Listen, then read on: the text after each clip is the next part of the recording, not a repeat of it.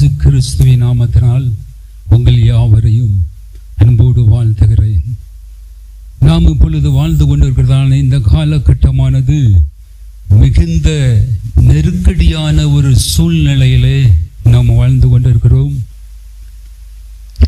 இந்த காலங்களில் முழு உலகத்திலும் ஒரு சின்ன கண்ணுக்கு தெரியாத, மனுஷனுடைய கண்ணுக்கு தெரியாத ஒரு வைரஸ், அந்த வைரஸினுடைய தாக்குதலினால முழு மனித சமுதாயமும் ஸ்தம்பிக்கப்பட்டிருக்கிறது. உலகத்தின் விஞ்ஞானிகளும் திகைத்து போய் செய்வதை அறியாது பலவிதமான முயற்சிகளை எடுத்து கொண்டிருக்கிறார்கள். நம்முடைய அரசாங்கமும் மதிப்புக்குரிய முதலமைச்சர் அவர்களும் பலவிதமான முயற்சிகளை எடுத்தும் இந்த வைரஸினுடைய தாக்குதலை கண்ட்ரோல் பண்ண முடியவில்லை, கட்டுப்படுத்த முடியவில்லை. ஒரு அதிகாரம், ஒரு முதல்வருக்கு ஒரு அதிகாரம் இருக்கிறது என்றால், கர்த்தருடைய நாமம் மகிமைப்படுவதாக, ஜனாதிபதிக்கு ஒரு அதிகாரம் உண்டு. தேசத்தில் காணப்படுகிறதான அதிபர்களுக்கு ஒரு அதிகாரம் உண்டு. மாவட்ட ஆட்சித்தலைவருக்கு ஒரு அதிகாரம் உண்டு. ஆனால் எல்லா அதிகாரத்துக்கும் ஒரு மேலான அதிகாரத்தை குறித்து, எல்லாவற்றையும் கட்டுப்படுத்தக்கூடிய மேலான அதிகாரத்தை குறித்து இன்றைக்கு நீங்கள் தெரிந்து கொள்ளப் போகிறீர்கள். இந்த அதிகாரம் இயேசு கிறிஸ்துவின் கரத்தில் இருக்கிறதான மேலான அதிகாரம். இந்த அதிகாரம் வல்லமை உள்ள அதிகாரம். இயேசு சொன்னார், வானத்திலும் பூமியிலும் எனக்கு சகல அதிகாரம் உண்டு என்று மத்தேயு சுவிசேஷம் 28ஆம் அதிகாரம் 18ஆம் வசனத்தில் சொல்லப்பட்டிருக்கிறது. இந்த வைரஸினுடைய தாக்குதலை முற்றிலுமாய் ஒழிக்க, இதிலிருந்து மனித சமுதாயத்தை காப்பாற்ற ஒரே ஒரு வழி உண்டு. முழு உலகத்தில் இருக்கக்கூடிய மக்கள் யாவரும் மெய்யான தெய்வத்தை நோக்கி பார்க்க வேண்டும். வானத்தையும் பூமியையும் சமுத்திரத்தையும் நீரூற்றுகளையும் வானாதி வானங்களையும் வானத்தில் காணப்படுகிறதான எல்லா விதமான சுடர்களையும் உண்டாக்கின ஒரு மெய்ப்பரம்பொருள் உண்டு. அந்த மெய்ப்பரம்பொருளாகிய இயேசு கிறிஸ்துவை குறித்து, அவருடைய முகத்தை நோக்கி எல்லா ஜனங்களும் பார்க்கும் பொழுது அவர்கள் மீட்பு அடைவார்கள் என்று வேதம் சொல்லுகிறது. இந்த சத்திய வேதம், இந்த வேத புஸ்தகத்துக்கு சத்திய வேதம் என்று பெயர். இது உண்மையை சொல்லும், இது பொய்யுரைக்காது, இது சத்திய வேதம். இதில் எழுதப்பட்டிருக்கிற ஒவ்வொரு வார்த்தைகளும் அதனதன் காலத்தில் பூமியிலே நிறைவேறக்கூடிய வார்த்தைகள். இயேசு கிறிஸ்து இருந்தார், இருக்கிறார், இனி வரப்போகிறார். மீண்டும் இந்த பூமி ஜனங்களை நியாயம் விசாரிக்கும்படியாக அவர் நீதிபதியாய் மேகங்களின் மீது அவர் வரப்போகிறார். அந்த இயேசு கிறிஸ்துவாகிய ஆண்டவர் ஒரு மதத்துக்கு உட்பட்டவர் அல்ல, ஒரு மத தலைவர் அல்ல. பிரியமானவர்களே, அவர் அகில உலகத்துக்கும் ஆண்டவர், முழு உலகத்துக்கும் அவர் ஆண்டவர். அந்த சராசரங்களையும் தம்முடைய வாயின் சுவாசத்தின் வல்லமையினாலே உருவாக்கின மகா பெரிய, உங்களுடைய கற்பனைக்கு உட்பட்ட இறைவன் அவர் அல்ல. உங்கள் கற்பனைக்கு அப்பாற்பட்ட மகத்துவமும் வல்லமையும் நிறைந்த மகா பெரிய தேவன் அவர். அந்த மகா பெரிய தெய்வத்தை நோக்கி உலகம் முழுவதும் இருக்கிற எல்லா ஜனங்களும் அவரை நோக்கி பார்க்க வேண்டும். வேதம் சொல்லுகிறது, அவரை நோக்கி பார்த்த முகங்கள் பிரகாசம் அடைந்தது, வெட்கப்படவில்லை என்று வேதம் சொல்லுகிறது. அந்த மெய்ப்பரம்பொருளாகிய இயேசு சொன்னார், வானத்திலும் பூமியிலும் எனக்கு சகல அதிகாரம் உண்டு என்று. வானத்திலும் பூமியிலும் அதிகாரம், சகல அதிகாரம் என்று குறிப்பிடுகிறார். மத்தேயு 28ஆம் அதிகாரத்தில் 18ஆம் வசனத்தில் சகல அதிகாரம் என்றால் அவருக்கு விளக்கப்பட்ட அதிகாரம் ஒன்றுமில்லை. வானத்திலும் பூமியிலும் எல்லா அதிகாரமும் அவருக்கு உண்டு என்று இந்த வேதம் சொல்லும் பொழுது, இந்த வைரஸ் கிருமி முற்றிலும் ஒழிக்கக்கூடிய வல்லமை, ஆற்றல், அதிகாரம் அவர் ஒருவருக்கு தான் முழுமையாக உண்டு. அவரை நோக்கி பார்க்கும் பொழுது இந்த வைரஸ் தாக்குதலிருந்து மனித சமுதாயத்தை அவரால் மீட்க முடியும், காப்பாற்ற முடியும். அது மாத்திரமில்லாதபடி இயேசு சொன்னார், அவருடைய நாமமே அல்லாமல் இயேசு கிறிஸ்துவனுடைய நாமமே அல்லாமல் மனுஷர்கள் பாவ விமோசனம் அடைய, அதாவது மீட்பு அடைய, மறுஜென்ம வாழ்க்கையின் நிச்சயத்தை பெற்றுக்கொள்ள வேறு ஒரு நாமம், ஜீவனுள்ள நாமம் வானத்திலிருந்து பூமிக்கு கட்டளையிடப்படவில்லை என்று இந்த சத்திய வேதம் தெளிவாய் சொல்லுகிறது.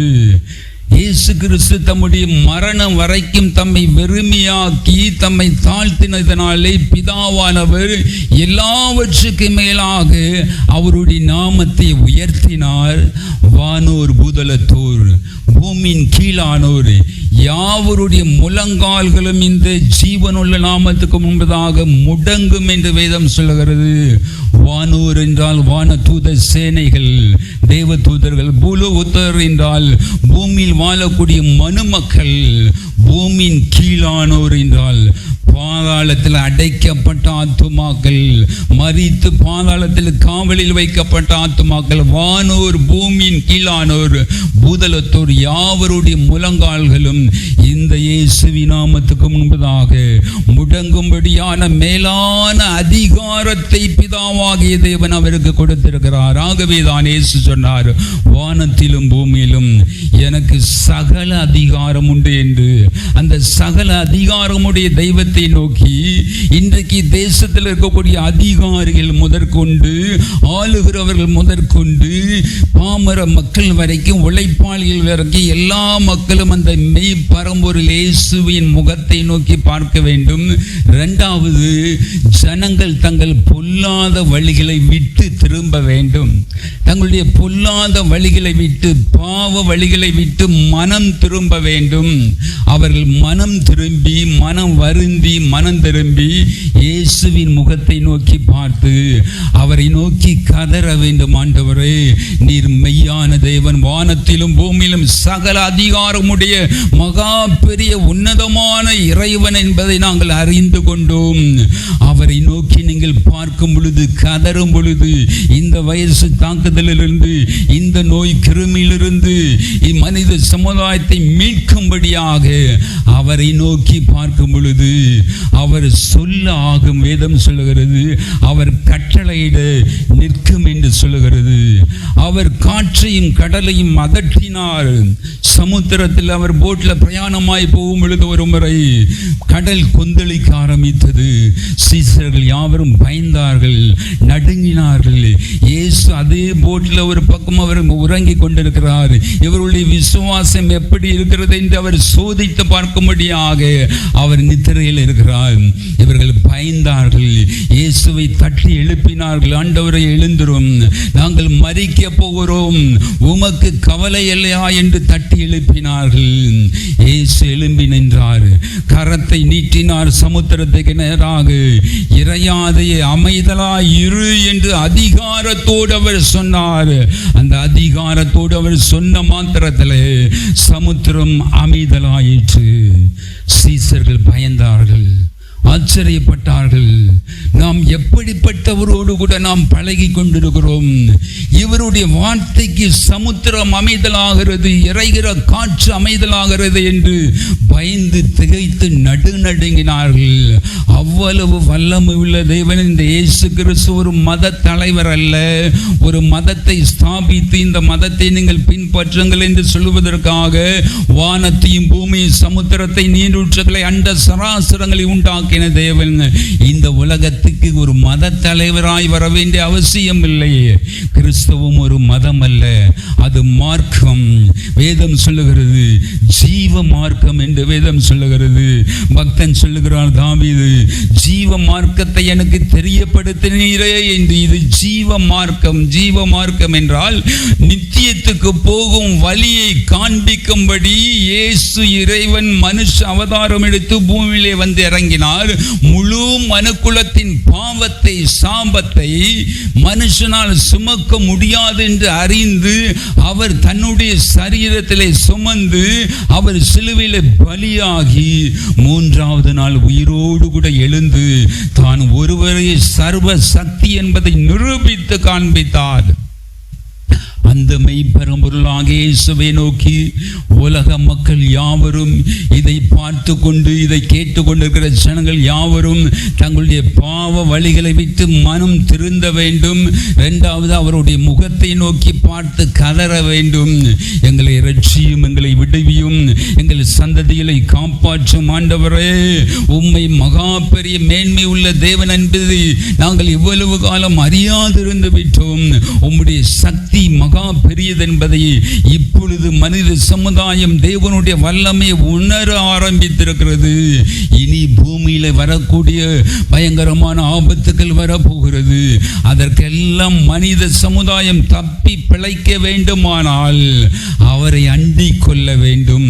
அவரை அண்டிக் கொள்ளுகிற யாவருக்கும் அவர் கேடகமாக, பாதுகாப்பாக, அரணாக, பட்டணமாக, கோட்டையாக இருந்து அவரை அண்டிக் கொள்ளுகிறவர்களை எப்படிப்பட்ட சூழ்நிலையிலும் அவர் பாதுகாக்க வல்லவர். அவருடைய நாமத்தை நேசித்து முழு பலத்தோடு, முழு சிந்தையோடு இயேசு கிறிஸ்துவை மாத்திரம் உங்களுடைய தெய்வமாக, நீங்கள் எந்த மதத்தில் இருக்கலாம், நீங்கள் இந்துவாக இருக்கலாம், முஸ்லீமாக இருக்கலாம், புத்த மதத்தை சேர்ந்தவங்களாக இருக்கலாம், யாராயிருந்தாலும் இவர் மதத்துக்கு உட்பட்ட தெய்வம் அல்ல, மதத்துக்கு அப்பாற்பட்டவர். நீங்கள் யாராயிருந்தாலும் இயேசுவே எனக்கு இறங்கும், இந்த கொள்ளை நோயிலிருந்து என்னையும், என் குடும்பத்தை, என் சந்ததியை, என் தேசத்தை, என் மக்களை மீட்டு கொள்ளும், காப்பாற்றும் என்று கண்ணீரோடு நீங்கள் கதறி அவரிடத்தில் மன்றாடி பாவ வழிகளை, பொல்லாத வழிகளை விட்டு நீங்கள் திரும்பினால் அவர் இரக்கம் செய்ய ஆயத்தமாயிருக்கிறார். பிரியமானவர்களே, அவருடைய இரக்கத்துக்கு அளவே இல்லை. வானம் பூமிக்கு எவ்வளவு உயரமாயிருக்கிறதோ அவருக்கு பயந்தவர்கள் மீது அவருடைய கிருபை அவ்வளவு பெரிதாயிருக்கிறது என்று வேதம் சொல்லுகிறது. அவருடைய இரக்கத்துக்கு அளவில்லை, அவருடைய அன்புக்கு ஆழம் இல்லை, அகலம் இல்லை, நீளம் இல்லை, உயரம் இல்லை என்று இந்த சத்திய வேதம் சொல்லுகிறது. அவரிடத்தில் மனம் திருந்தி, மனம் வருந்தி வரக்கூடிய யாவரையும் அவர் மதம், ஜாதி, இனம் பாகுபாடு இல்லாமல் இரக்கம் காட்டக்கூடிய தேவனாயிருக்கிறார். நீங்கள் எந்த இடத்துல இருந்தாலும், நீங்கள் இருக்கிற இடத்துல இருந்து அப்படியே இயேசுவை நோக்கி நீங்கள் கூப்பிடுங்கள். கண்ணீரோடு கூப்பிடுங்கள், கதறி கூப்பிடுங்கள். கண்ணீர் துளிகள் கீழே விழ வேண்டும் பூமியிலே, கதறி கூப்பிடுங்கள். அப்படி கூப்பிடும் பொழுது உங்களுடைய கண்ணீரின் ஒவ்வொரு துளிகளையும் அவர் கண்ணோக்கி பார்க்கிறார். வாதை உன் கூடாரத்தை அணுகாது, பொல்லாப்பு உனக்கு நேரிடாது என்று வாக்கு தத்தம் கொடுத்த தேவன். அவருடைய வார்த்தையை, இந்த சத்திய வேதத்தில் இருக்கிற வார்த்தையை, இந்த ஜீவ வார்த்தையை முழுமையாய் நம்ப வேண்டும், நீங்கள் விசுவாசிக்க வேண்டும். பர்சன்டேஜ் கணக்கில் இல்லை, 30%, 50%, 60% இப்படி விசுவாசிக்க கூடாது. இது ஜீவ வார்த்தை. இயேசு கிறிஸ்துவினுடைய வாயிலிருந்து புறப்பட்ட ஒவ்வொரு வார்த்தையும் ஜீவ வார்த்தை. ஆகவே தான் ஆண்டவர் சொன்னார், வானமும் பூமியும் ஒளிந்து போனாலும் என் வாயிலிருந்து புறப்படுகிற இந்த வார்த்தைகள் அழியாது என்று சொல்லியிருக்கிறார். அவ்வளவு பெரிய மகா பெரிய தேவன் அவர். வானமும் பூமியும் ஒளிந்தாலும் அவருடைய வார்த்தை அழிந்து போவதற்கு அவர் அனுமதிக்கிற தேவன் அல்ல. அவ்வளவு பெரிய தெய்வத்தை நோக்கி நீங்கள், மெய்யான தேவனை நோக்கி நீங்கள் கூப்பிடுவீர்களானால், பாவத்துக்கு வருத்தப்பட்டு மனம் திரும்புவீர்களானால் உங்கள் சந்ததி பிழைக்கும். உங்கள் சந்ததி அவர் காப்பாற்றுவதற்கு, அவர் பாதுகாப்பதற்கு அவர் வல்லமை உள்ள தேவனாயிருக்கிறார். அவர் வல்லமை இல்லாதவர் அல்ல. அவர் சொல்லாகும், அவர் கட்டளையிட நிற்கும். பிரியமானவர்களே, வேறு வழி இல்லை. நம்முடைய முதலமைச்சரும் எவ்வளவோ முயற்சி செய்தார்கள், எவ்வளவோ முயற்சி நம்முடைய அரசாங்கம் செய்துவிட்டு கடைசியாக சொல்லிட்டாங்க, எங்களால் ஒன்றும் முடியல, இனிமேல் கடவுள் தான் பார்த்துக்கிறோம். அதுதான் உண்மையான வார்த்தை. இனிமேல் கடவுளை நோக்கி கூப்பிடுங்கன்னு அவரே சொல்லிட்டார். அந்த மெய்யான தெய்வத்தை நோக்கி நீங்கள் கூப்பிடுவீர்களானால் உண்மையாய் கூப்பிட வேண்டும். உள்ளத்தின் ஆழத்திலிருந்து இப்பொழுது இருக்கக்கூடிய இந்த நெருக்கடியான நிலைமையை நீங்கள் நன்றாக சிந்தனையில் வைத்து நீங்களும் உங்களுடைய சந்ததியும் தப்பி பிழைக்க வேண்டுமானால் வேறு ஒரு ஷார்ட்கட் வழியெல்லாம் கிடையாது. இனி பூமியிலே உபத்திரவங்கள் ஒன்றின் பின் ஒன்றாக வந்து கொண்டிருக்கும். எல்லா உபத்திரவங்களுக்கும் தப்பி பிழைப்பதற்கு இயேசு கிறிஸ்து தான் வழி. அவர் சொன்னார், நானே வழியும் நானே சத்தியமும் நானே ஜீவனுமாயிருக்கிறேன். என்னை அல்லாமல் ஒருவனும் பிதாவின் ராஜ்யத்துக்குள்ளே பரலோக ராஜ்யத்துக்குள்ளே நுழைய முடியாது என்று அவர் தெளிவாய் சொல்லிவிட்டார். இயேசு கிறிஸ்துவை அல்லாமல் பூமியிலே அவரை அறிந்து கொள்ளாமல் அவருடைய கட்டளைகளை கை கொள்ளாமல் இஷ்டம் போல வாழக்கூடியவர்கள், மனம் போன போக்கில் வாழக்கூடியவர்கள், மரணத்துக்கு அப்புறம் தான் நித்திய வாழ்க்கை இருக்கிறது. இந்த மரணத்தோடு மனித வாழ்க்கை முடிவடைவது இல்லை. மனிதன் இறைவனோடு கூட வாழ படைக்கப்பட்டவன், தேவனுடைய சாயலில் உருவாக்கப்பட்டவன், தெய்வீக சாயலில் உருவாக்கப்பட்ட மனுஷன் தேவனோடு கூட வாழ அவன் தகுதி உடையவன். இந்த சரீரம், இந்த மண் பாண்டமாகி இந்த கூடாக இந்த சரீரம் பூமியில புதைக்கப்படும் பொழுது இதற்குள்ளிருந்து உண்மையான மனுஷன், ஆவிக்குரிய மனுஷன் அவன் வெளியில எழும்புவான். அந்த ஆவிக்குரிய ஆவியின் மனுஷன் தான் அவனுக்கு ஒரு மகிமையான சரீரம் கொடுக்கப்படும். அவன் பரலோக ராஜ்யத்தில் வாழ தகுதி உள்ளவன். இயேசுவை இந்த உலகத்தில் நீங்கள் அறிக்கையிட வேண்டும். அவர் மெய்யான தெய்வம் என்று வாயினால் அறிக்கையிட வேண்டும், உள்ளத்தில் விசுவாசிக்க வேண்டும். வரக்கூடிய இந்த கொள்ளை நோயிலிருந்து நீங்களும் உங்கள் சந்ததி பிள்ளைகள் தலைமுறை தப்பி பிழைக்க வேண்டுமானால் இனி அதிகமாய் பூமியின் மேல் வரக்கூடிய பலவிதமான ஆபத்துகளெல்லாம் உங்கள் சந்ததி தப்பி பிழைப்பதற்கு நானே வழியும் நானே சத்தியமும் நானே ஜீவனுமாயிருக்கிறேன் என்று சொல்ல இயேசுவை தவிர வேறு ஒருவராலும் காப்பாற்ற முடியாது. கர்த்தருடைய நாமம் மகிமைப்படுவதாக.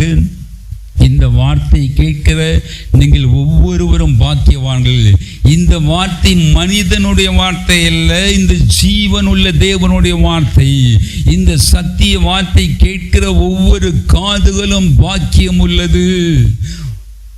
இதை பார்க்கிற ஒவ்வொருவரும் பாக்கியவான்கள்.